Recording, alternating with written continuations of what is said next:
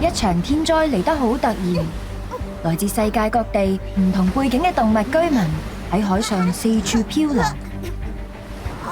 偶然間，佢哋發現咗一座神秘嘅小島。原來呢個小島叫 Tadaland。經歷過災難後，動物居民 Tadamates 一齊合力規劃島上嘅生活。佢哋發揮各自嘅長處，期待喺呢個小島上面展開新嘅生活。只不過佢哋經常因為大家嘅性格差異而發生衝突。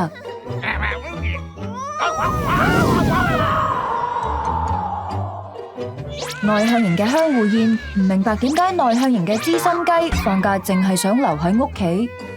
實感型嘅年糕貓同直覺型嘅菠蘿龜又完全搭唔到嘴。思考型嘅冰皮狼做決定時重視達成目標，情感型嘅蛋卷松鼠就重視人際關係，有時都唔知聽邊個講至好。判斷型嘅腰豆蟻同認知型嘅啫喱海豚對生活嘅態度唔同。